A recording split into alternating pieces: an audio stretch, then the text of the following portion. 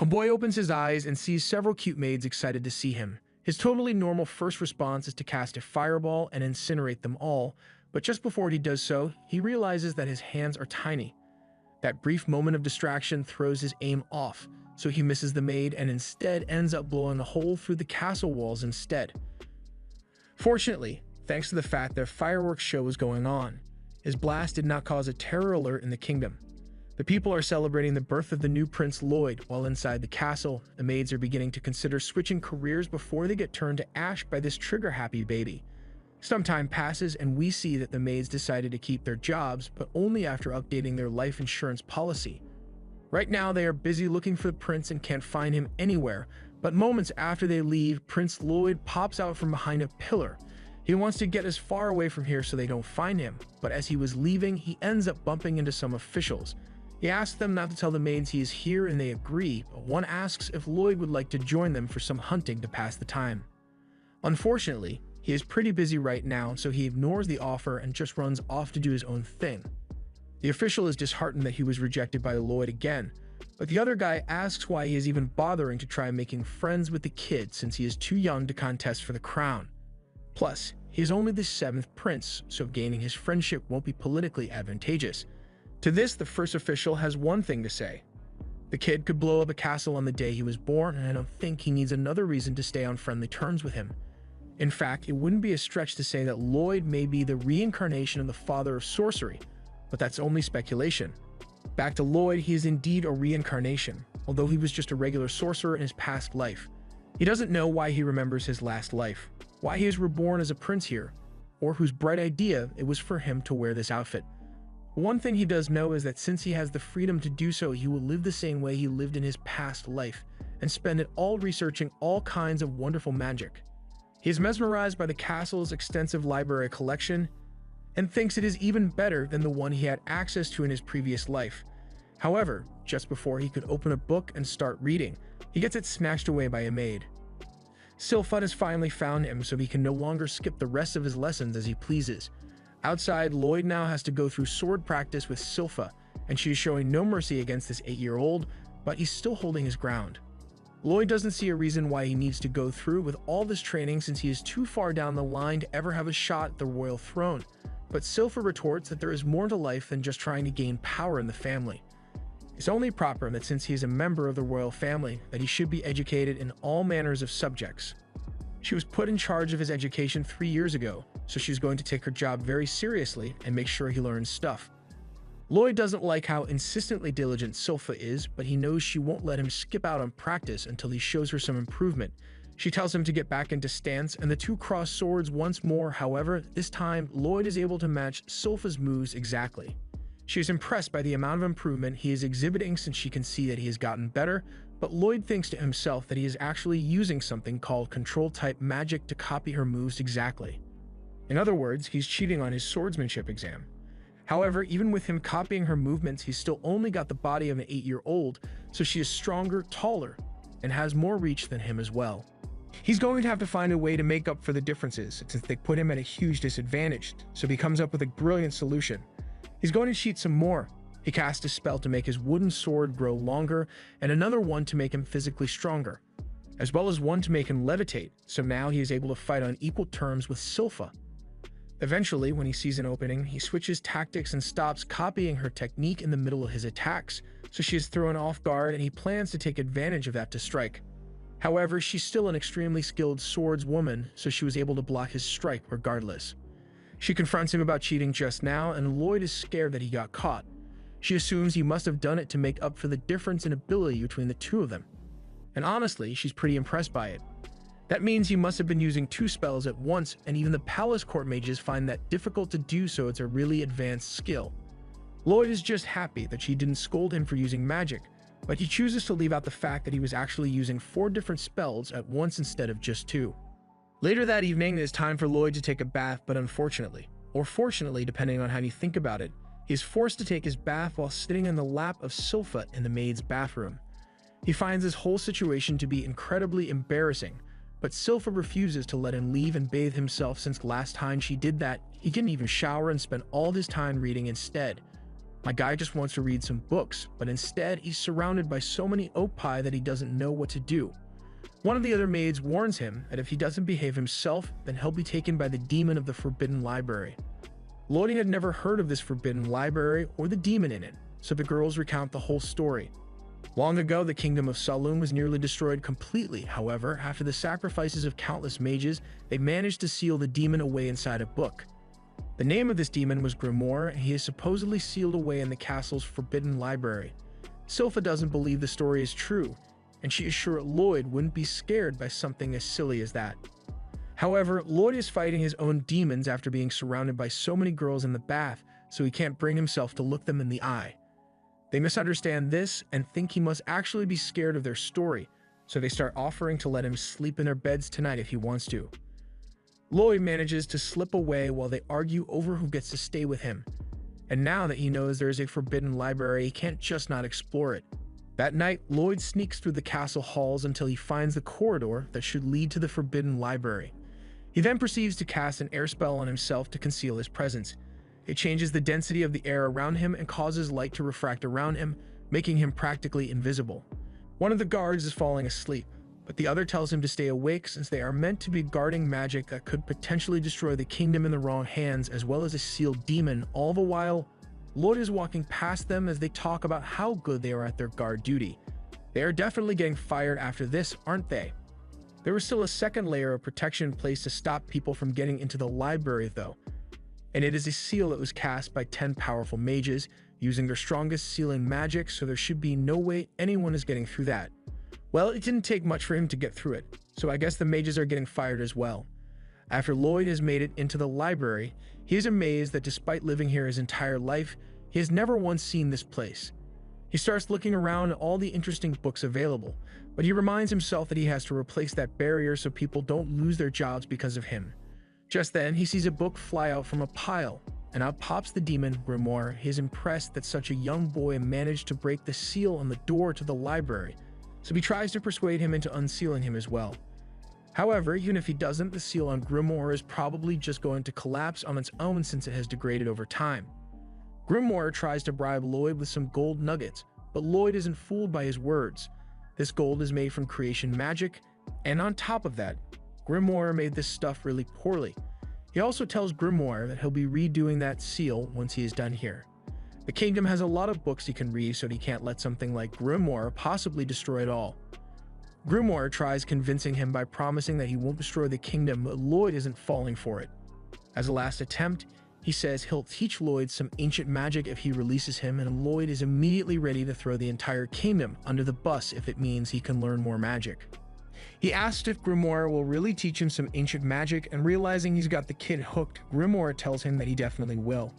He also tries buttering him up by saying he must be really talented with sorcery.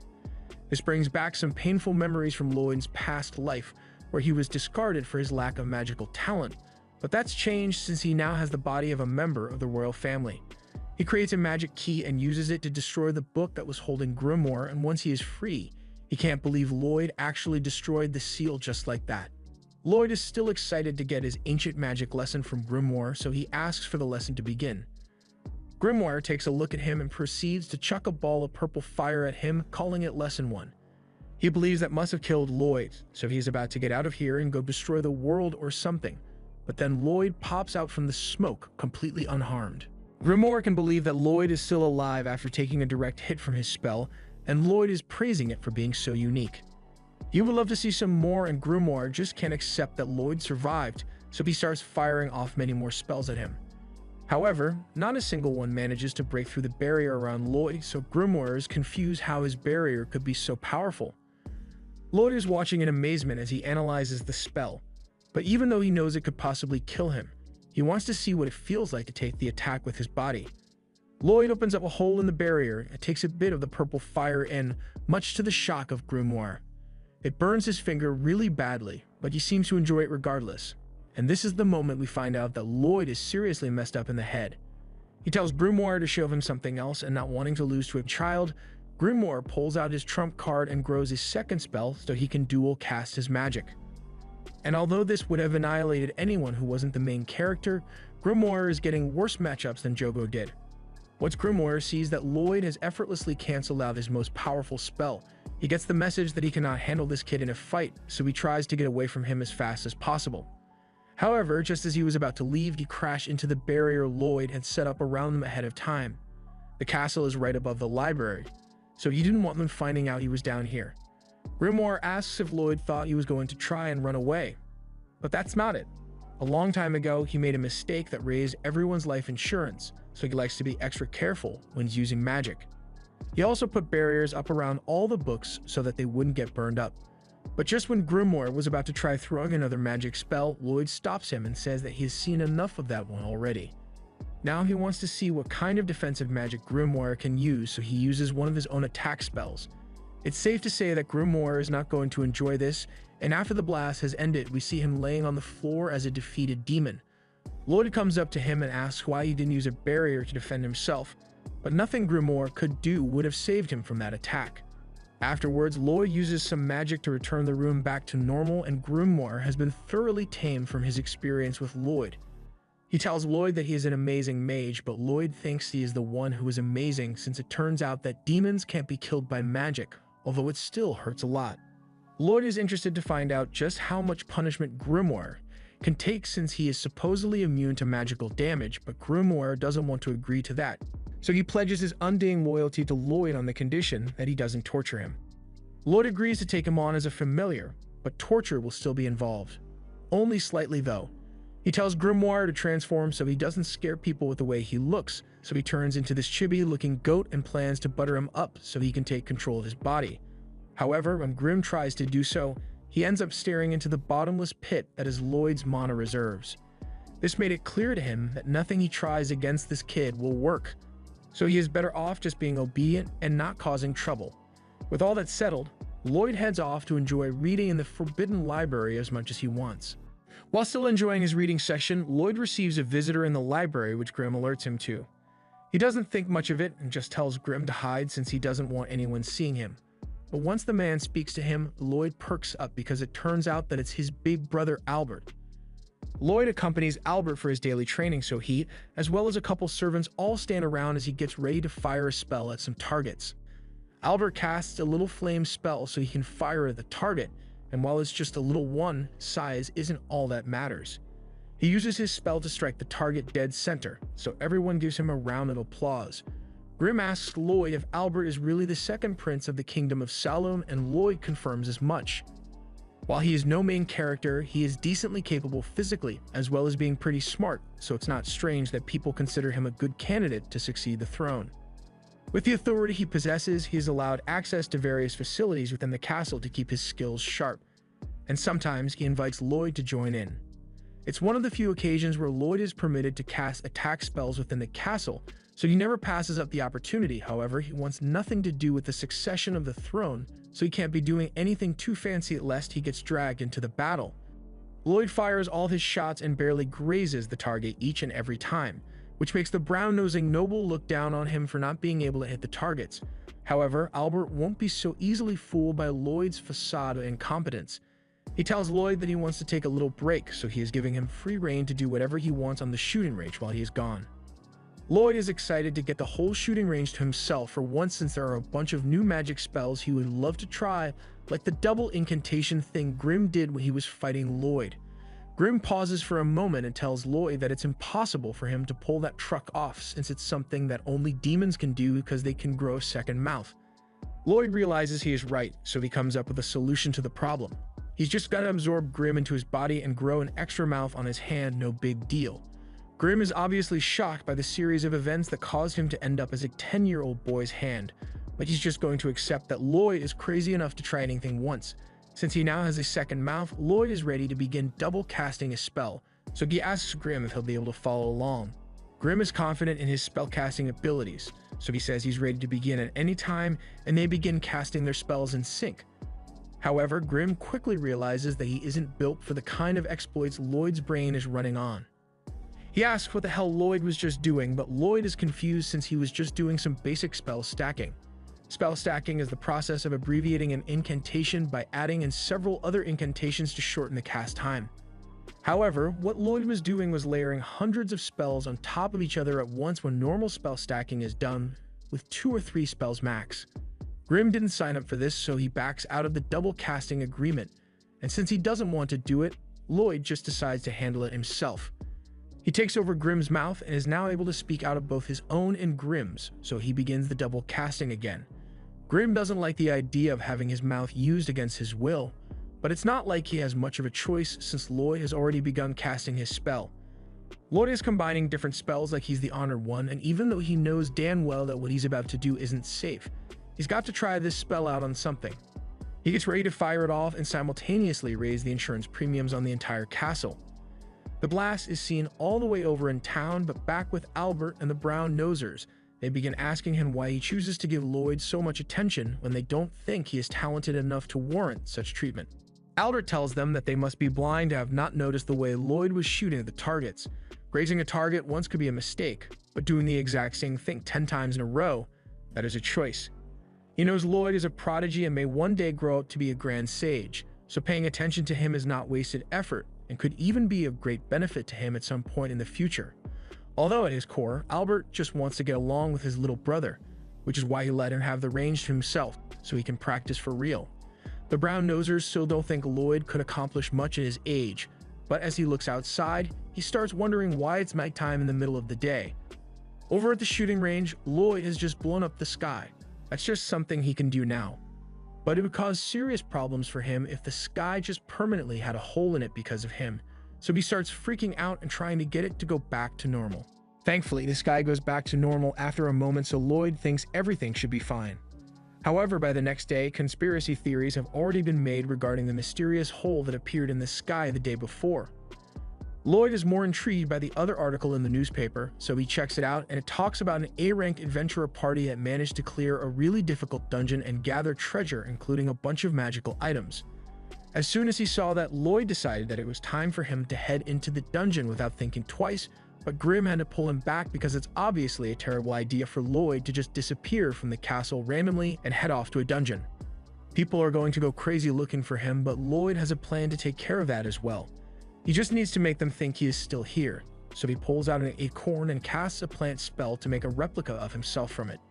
Once the spell is complete, a perfect copy of Lloyd's body is formed down to the smallest details, and thanks to the different materials used, it feels the exact same way as regular skin and bone, plus Lloyd can make it move the same way he normally would. Grimm thinks a copy like this might actually allow Lloyd to leave the castle unnoticed, but Lloyd says otherwise, since if this worked perfectly, he would have been using the spell already. The problem here is Sylpha, since she is so obsessed with Lloyd that the other day, while he was reading on his bed, she was able to tell that he had grown an extra 0.07 millimeters, which is creepy in its own weird way. Lloyd is sure that he won't be able to fool her with a brain-dead copy like this, but he's got another plan for that, which is where Grimm comes into play. Lloyd slips out of the castle undetected, so as he is flying away, he calls back to Grimm to get a report on how things are going in the castle. Grimm answers, saying he can hear Lloyd loud and clear, as well as get good visuals through one eye, and as far as standing in as Lloyd's replacement, Grimm is pretty sure he is doing alright. At least the regular maids can't seem to tell the difference yet, but he can't get over the fact that Lloyd didn't even hesitate to rip Grimm's soul from his body and put it inside the wooden copy. Then he took Grimm's body and reabsorbed it into his body so they could maintain communication. Since everything seems to be going well, Lloyd tells Grimm to keep pretending to be him but to keep an eye out for Sylpha and avoid her at all costs. Grimm takes some time to admire the craftsmanship of Lloyd because this body is pretty much the same as the real thing, even complete with a monocirculation system. Just then, he realizes that with Lloyd out of the castle, he is free to cause as much mayhem as he wants, but he forgets that he is still on speaker. Lloyd ignores the obviously evil laugh he just heard and tells Grimm that he appreciates the help and is counting on him to keep suspicion down. Grimm is touched by the fact that Lloyd actually trusts him, so tears begin to stream down both of his faces. Lloyd asks if there's something wrong, but Grimm just tells him not to worry about it and to just come back as soon as he is done. However, Lloyd realizes that although he went through all this trouble to get out of the castle without getting noticed, he doesn't actually know where any dungeons are. As he tries to figure out what to do from here, he looks down and notices a girl being chased by a group of orcs, but he decides to watch to see what happens rather than intervening. The girl was running really fast, but don't mistake her running away for weakness because in a split second, The girl takes a deep breath and turns around before drop-kicking one orc in the stomach so hard that she has to dig herself out of its guts. She then launches herself in the direction of another two orcs, which are killed as soon as her kicks connect with their faces. Finally, one more orc tries to get her from behind, but she performs a technique which instantly turns the last one into an assortment of monster parts flying in the sky. She stands victorious over the orc corpses in the most glorious of camera angles, and Grimm recognizes that she must be a martial artist, and Lloyd is intrigued to see what she can do since he knows about foreign countries that use energy called chi to fight. Now that she is done with the orcs, the girl addresses the person hiding over on the mountain because she noticed that she was being watched. Since he has been spotted, Lloyd wants to head down to talk to her so he can ask her about chi, but Grimm stops him and points out that it would be really bad if she saw him since he would easily be recognized as the seventh prince. Lloyd realizes Grimm is right, so he just chooses not to come out, but that plan backfires because the girl takes the silence to mean whoever is watching her is an enemy. She then proceeds to run up the mountain, so Lloyd is panicking since he doesn't want her to find out his true identity. As she lands on top of the mountain, she finds Lloyd, who has transformed himself into an older version of himself. He introduces himself as a rookie adventurer named Robert, and the girl is completely starstruck. Lloyd had used illusion magic to change his appearance, but transformation spells are all limited to people whom you have seen before, so in order to hide his identity, he used double casting to combine an illusion of himself with one of Robert, thereby creating a new person which probably still looks like someone from the royal family, but it's the best he could do. The girl introduces herself as Tao and says she is a B-ranked adventurer, so Lloyd and Grimm assume she doesn't suspect anything. The reason Tao suspects nothing is because her brain turned to must after seeing Lloyd. In her 18 years of life, she has never had a boyfriend before, so she left the dojo hoping to meet someone. However, it turns out that most guys don't actually want their head crushed between her thick thighs, so she's been out of luck in the dating market. However, since fate has brought her a hot guy, she will make sure he becomes her boyfriend. Robert tries to get away by saying he wants to go clear a dungeon, but Tao immediately offers to join him, so the two head there together. In the dungeon, Tao is killing monsters left and right, all to impress Robert with how strong her thighs are, but he is more interested in the random rocks on the ground than he is in her. They continue through the dungeon, and Robert asks why she chooses to adventure alone, so she answers that she hasn't been able to find any good party members due to the lack of candidates in the hot guy category, but Robert fits her criteria perfectly. They sit down to share a meal, so Robert takes the opportunity to ask Tao about the chi she had used earlier. She is surprised he knows about it since people in this country generally have no idea about anything other than magic. Robert knows it is greatly dependent on the way you breathe, and Tao adds that chi training is entirely based on breathing techniques. It allows you to circulate the chi in your body and reach physical heights that normally wouldn't be possible. Lloyd begins trying to copy what he had seen Tao do earlier, and after just a few moments of practicing, he is able to feel the chi circulating in his body, although he nearly blows up his lungs because his body isn't used to the force. Tao can't believe he was able to copy the technique just by seeing her use it a couple of times, but she warns him that it's really dangerous to attempt this kind of thing if your body hasn't been trained to handle it. However, she has no idea how little Robert cares for his well-being as long as he can learn something interesting from the experiment. Since he seems really set on learning about chi, she offers to teach him a thing or two since they are together anyway. But once Robert thanks her, her heart skips a beat, so she tries to calm down by instructing Robert to keep the chi breathing up constantly. And the whole time, Grimm is just watching things play out, knowing Tao is getting catfished by a 10-year-old. Grimm enjoys his time by living the relaxed life Lloyd refuses to indulge in, but things take a worrying turn once Silpha shows up. Back to the dungeon, Tao has just used a chi blast to defeat the dungeon boss, and now that that's done, the treasure chest precariously placed in the center of the open room unlocks. Robert is intrigued by the mechanism the chest uses to detect whether the wolf has been defeated or not, and Tao is growing even more infatuated with him by the minute, especially since she sees that he is strong enough to learn chi breathing on his first try, so if she keeps the relationship going, there's no way her grandpa can reject him as her future husband. Robert calls her back over so they can open the chest together, but once it is opened, a slash is aimed right at Tao, which Robert notices in time to drag her out of the way. The slash was caused by the dungeon's hidden boss, the Lich, and Robert is excited to see what it can do. Tao is terrified of the Lich, but when Robert asks about the monster, she acts as if everything is fine and tells him he should leave the dungeon without her. He protests, saying he wanted to stay and watch the battle, but without saying another word, Tao gets close to him and hits him with a strike that blows him out of the boss room. It makes no sense for a lich to be hidden in a low-level dungeon like this, since they are so powerful that even A-rank adventurers have trouble dealing with them. She may not be able to win, but she at least wishes to buy enough time for Robert to escape.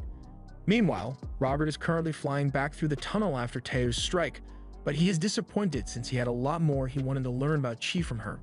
He creates a magic barrier to stop him from flying back, but even if Tao wanted him to leave so badly, she could have at least given him a map or something, because Robert is completely lost. He tries contacting Grimm, but he gets radio silence from him, aside from a message begging him to get home soon because he is in trouble. Meanwhile, Tao is still fighting the lich and she seems to be holding her own, but with the damage she is taking, sooner or later she's going to end up losing. She really doesn't want to die, but she takes solace in the fact that she helped Robert get away. She then tries slowly backing away to see if she can escape as well, but as she tries this, the lich starts talking. It recognizes the martial arts she uses and says it has eaten someone with a similar technique before, but after gaining that person's knowledge, he realized that Chi is nothing more than an inferior version of magic, so he sees no point in eating Tao to learn about it. But Robert, on the other hand, seemed quite intriguing, so he would have loved to take a bit out of him. This isn't the first time Tao has heard someone insult her Chi martial arts, as most people on this continent just think of it as a useless technique. But when Robert saw it, he actually thought it was impressive, so that made her happy. The lich doesn't get why she is telling him this or why she would think he cares, but Tao is done talking. She takes a deep breath and charges at the lich with all the strength she can muster. Even if the lich raises a barrier, she doesn't stop pounding away. She has been training her body to use Chi for her entire life, giving up her precious time and never getting the chance to have a boyfriend, so she's not going to let him insult the technique. She unleashes a full-power Chi blast at point-blank range, which breaks through the lich's barrier and sends it flying back into a wall. Unfortunately, using that much Chi also left her body completely exhausted, so she can barely move at all now. However, the lich wasn't defeated by her attack and even found it rather pitiful for an ultimate attack. All the Chi she could gather in her body is ultimately inferior to even a single finger's worth of his own magic, so he tells her that she's gonna die now. The lich brings down a magic slash, but instead of killing, the slash cracks and falls apart as Robert has returned and put up a barrier. He says if Tao is done fighting already, then he'd like to give it a shot, but he's got to get home soon, so he'll have to make it quick. She is surprised to see him back here again, and even more so when she sees the deranged look in his eyes, so she just stays silent. The lich begins casting a spell, so Robert does the same and immediately disappears from view, dashing along the walls and appearing behind the lich. He takes a deep breath with the technique Tao taught him, but his body still isn't used to it, so he breaks a few ribs in the process. The lich casts another attack spell, but Robert still needs more time to think, so he pulls up a barrier to stop the lich from hitting him and starts reflecting deeply on what he needs to do to complete his new technique. The lich can't believe someone could make a barrier so strong that it deflects all his attacks, but Robert isn't even thinking about the barrier, and instead is trying to figure out how to combine both Chi and mana. He recalls something Tao had said about focus being very important, so he resolves to focus more on his breathing. He draws air into his lungs and simultaneously casts a full sprint air spell to refine their combination. Because he starts moving, the lich gets full of himself and believes Robert must be fleeing since he can't win, so he sends more attacks his way. Meanwhile, Robert is still trying to take deeper breaths, but the barrier is getting in the way, so he has to get rid of it. The lich once again misunderstands and thinks his attacks finally broke through the barrier, so he is now certain that he must be more powerful than Robert. Robert grabs onto a stalactite and is finally able to get enough airflow to properly combine his mana and Chi, so after jumping around for a bit and breathing, he's finally able to mix them together and create a balance. With this newly acquired technique, he is able to counter the lich's magic slashes, although he is far weaker than he would have liked it to be. To compensate for the weakness, he makes the energy thinner and stronger so it will reach the lich. The lich casts more attack spells to intercept Robert's attacks, but as time goes on, the attacks coming from Robert become more potent and plentiful, but he isn't even casting a spell for it, so that must mean his attacks are Chi-based. The lich can't believe he is being overwhelmed by a technique as rudimentary as Chi, but Robert keeps piling on without pause. He continues making the slashes thinner and sharper until he finally perfects the technique. The lich sees what's coming and gives up on counterattacking, so he pulls up a barrier and attempts to tank the hit. However, with his perfected technique, Robert is able to cleave right through the lich and his barrier as well as the cave they are in.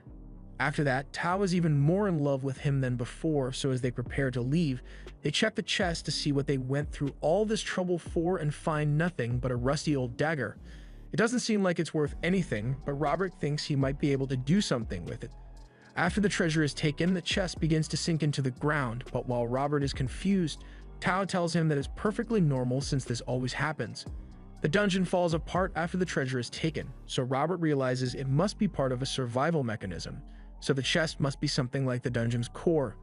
He immediately tries to grab it out of the ground since it seems interesting, but the dungeon is collapsing around them, so after he gets the chest out, they leave. Outside, Tao says she is surprised that Robert used Qi to fight at the end instead of magic since he is a mage, so she was wondering if he wanted to prove that Qi is a viable technique. But that's not it. He just thought it would be fun to try it out. Just then, he remembers that he needs to get home soon since Grimm is in trouble, so he gets ready to fly away. Before he leaves, Tao reflects on what happened and knows Robert was able to figure out a technique called Qi Blade on his own in such a short amount of time, so she has to become better so she can keep his attention and hopefully get him to be her boyfriend.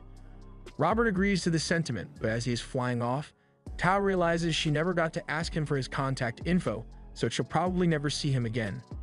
Robert undoes the illusion spell to go back to being Lloyd, and after a short cross-country flight, he is returned to the castle and starts looking for Grimm to make sure he's alright.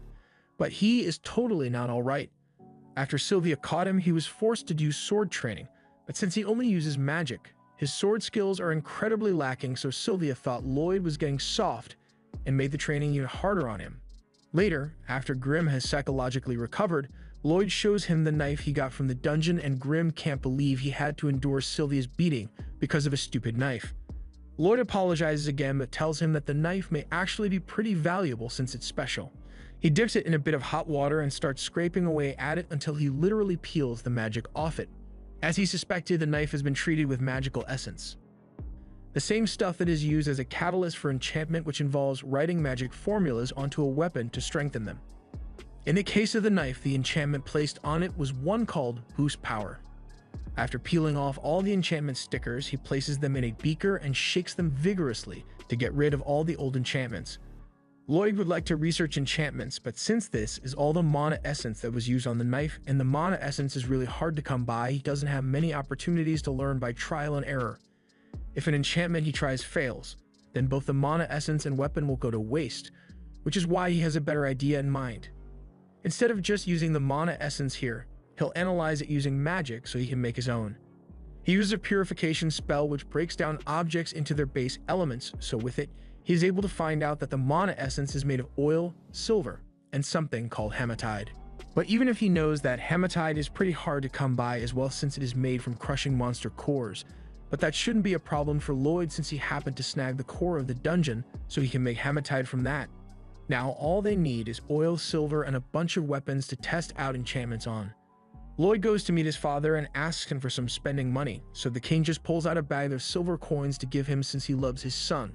Although he finds it strange that Lloyd wanted silver instead of gold coins, but he doesn't question it. He wonders how Lloyd is going to use his allowance, and we see exactly how he plans to use it as he starts melting not down with Grimm. Later, Lloyd is fighting with Sylvia again and uses some new tricks to try and get an edge on her, but even after using full sprint, she is still able to keep up with his movements. He takes it a step further and uses magic to make the ground uneven so he can get the drop on her. But once he goes in for a strike, he finds that Sylvia has disappeared, but he is unaware that she is simply hiding inside the dirt construct he made, so he gets obliterated. Sylvia won the battle, but she still gave Lloyd the oil he wanted, even though the agreement was that he needed to be able to land a hit on her to get it.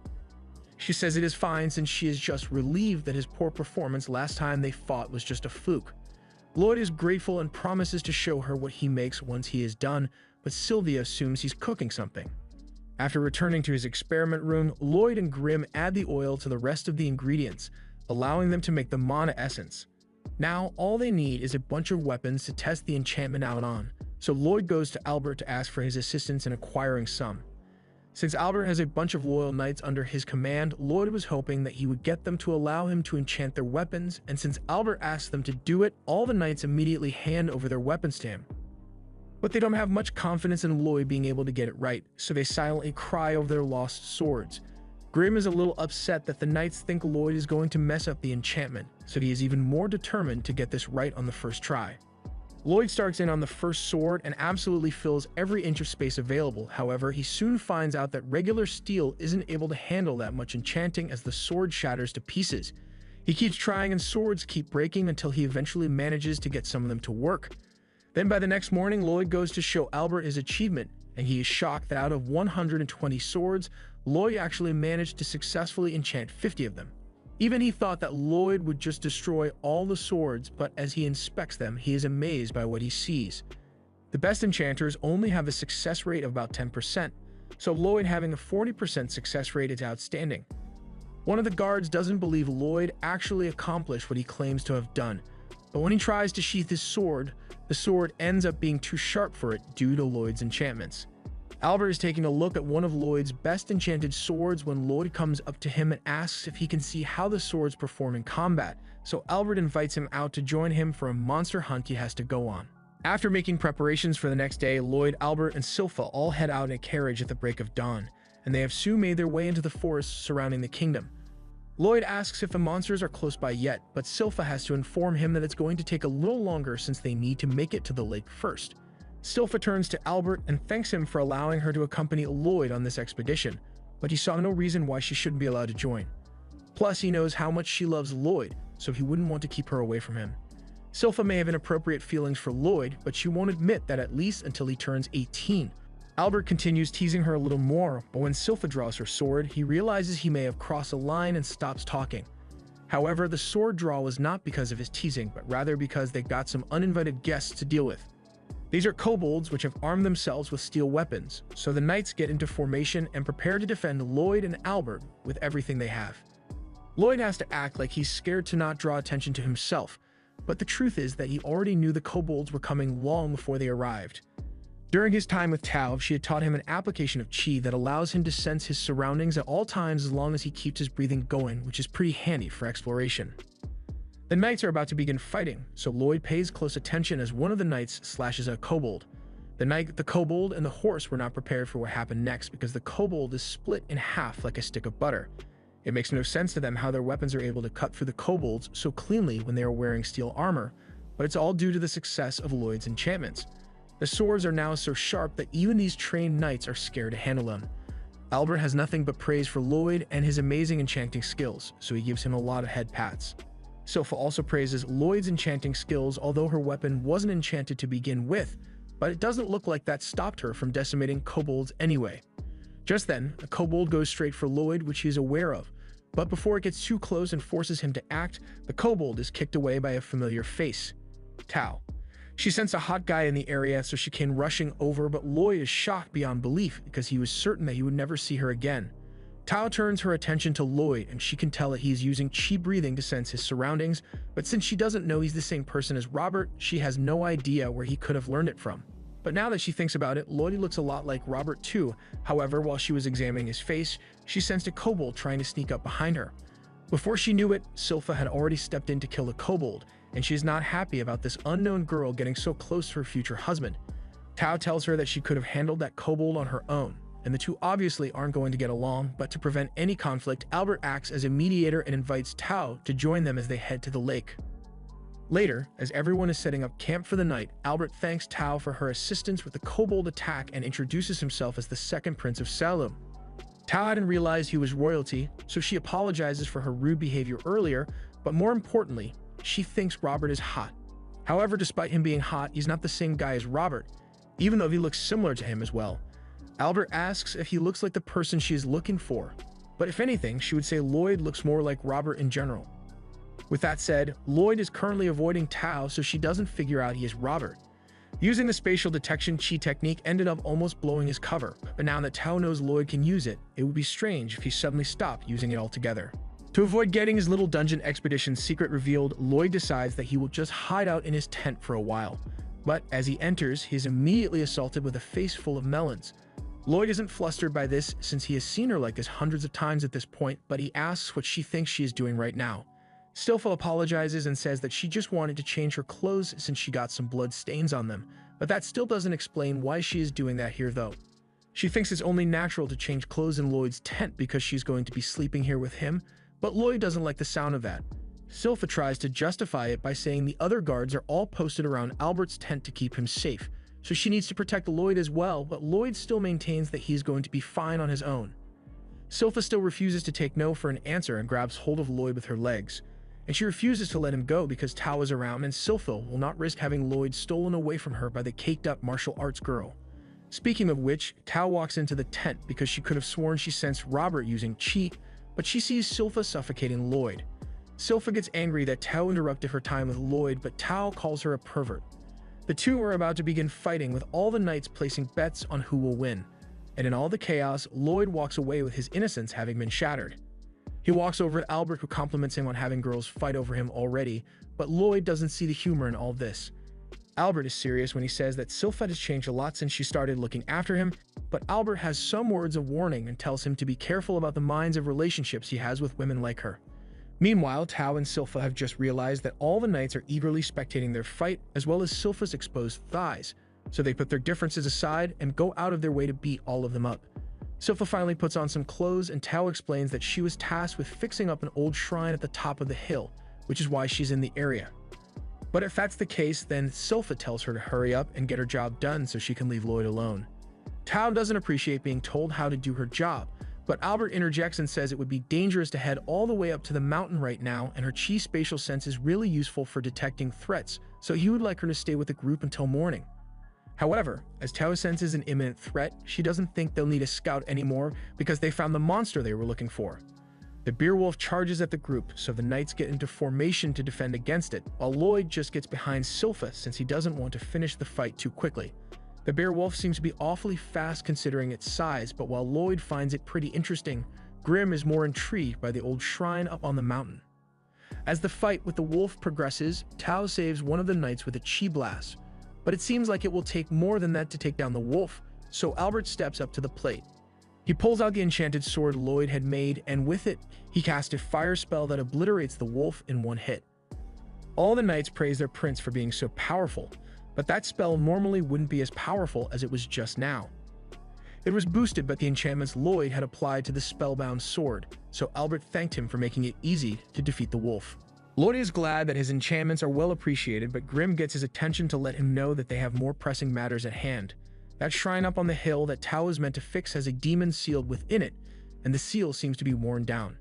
Suddenly, the bear wolf that Albert had just defeated stands up once more with a dark aura surrounding it, and many more monsters appear around it as well. From the wolf, a voice talks down to the humans, cursing them for daring to harm his minion. He is the demon Pazuzu, and even though he's crazy ugly, he swears to take the lives of each and every one of them for what they have done. He orders all of his minions to attack, so the group steps back in order to defend. Albert slashes at one of the wolves, but in the next moment it was able to regenerate from the wound and nearly bite into Albert. Luckily, Tao steps in to save him at the last moment, but the situation isn't looking good since the wolves are all able to regenerate from any damage they take, no matter how severe. Everyone is fighting for their lives while Silpha just stands and watches because she doesn't care what happens as long as Lloyd remains safe. Lloyd hides behind a barrel to ask Grim if he knows Pazuzu since they both happen to be demons, but Grim has never met him before. But despite that, he is able to tell that Pazuzu is controlling the monsters by transmuting his magic. It's kind of like making magic puppet strings that allow you to control someone else, and on top of that, he is able to supply mana through the strings to regenerate any damage the wolves take in an instant. Unless Pazuzu himself is taken down, then this fight is never going to end. However, Lloyd stopped listening after he found out that there's something called mana transmutation, so he wants Grim to teach him how to do it. Grim doesn't think now is such a good time for that since the others are fighting for their lives out there, but Lloyd cares way more about learning than if his friends and family die, so he insists on Grim teaching him immediately. Meanwhile, Pazuzu is laughing his butt off since he's having such an easy time attacking these humans. But once Pazuzu insults Lloyd because he thinks he is a coward, all gloves are off with Silpha. She tells Lloyd that she's going to have to leave him alone for a little bit, and Lloyd is so engrossed in his transmutation lesson that he doesn't care what she does. Silpha steps up to Pazuzu and proceeds to call him an assault on all her senses with his ugly face and stanky breath. And since Lloyd is nearby, she can't allow him to pollute the environment any longer with his presence, so she'll kill him now. Pazuzu finds her threats funny because he sees no way she can win with just a sword. The wolves are under his control and will heal indefinitely as long as he supplies them with mana, and demons almost never run out of mana, so he can do this all day. However, Silpha's only response to that is that he should please stop talking because his breath is doing more damage to her nose than any attack ever could. Pazuzu stops wasting time and immediately attacks Silpha, but by the time he realizes what's happened, Silpha has already cut off all his beowulf's feet. Pazuzu refuses to lose to her, so he begins regenerating his wolf's feet, but as he does this, the others realize that the rest of the wolves seem to have slowed down considerably. They figure out that this is because Pazuzu is currently focusing his mana on regenerating his own wolf, so Robert asks Silpha to keep damaging it like she just did so they can finish off the rest of the wolves, and she is happy to comply with his order. But while all this is going on, Lloyd is having a blast learning about the intricacies of mana transmutation. Grim explains to him that it is no easy feat to pull this off, and Pazuzu is insanely talented to be able to control so many monsters all at once. Back to the carnage happening meters away, Silpha has just wounded Pazuzu once more, and as she lands next to one of the knights, she asks him to let her borrow his sword. She is entranced by the sword, and more importantly, by the fact that it was enchanted by Lloyd. But since he sees her attachment to Lloyd, Pazuzu starts talking about how he plans to dissect Lloyd and study his organs to find out what she thinks is so special about him. This makes Silpha unbelievably mad, and Pazuzu takes the opportunity to pounce from behind and eat her whole. However, that does not mean he defeated her, as from inside the mouth, she uses her swords to carve the wolf up with her dual blade technique. She then slashes its head off as it returns to the ground. However, she wasn't satisfied with just that, so she uses another dual blade technique to rip him out of the body of the wolf and carve him up on the ground for maximum suffering. Everyone is amazed after witnessing what Silpha can do when she gets serious, but Lloyd already knew she was strong, so it doesn't surprise him. Pazuzu dared to threaten Lloyd in her presence, which is an unforgivable sin in her eyes, so she draws her sword to his neck and prepares to finish him off once and for all. This was the end of episode 4. Thanks for watching. Subscribe to not miss the next part.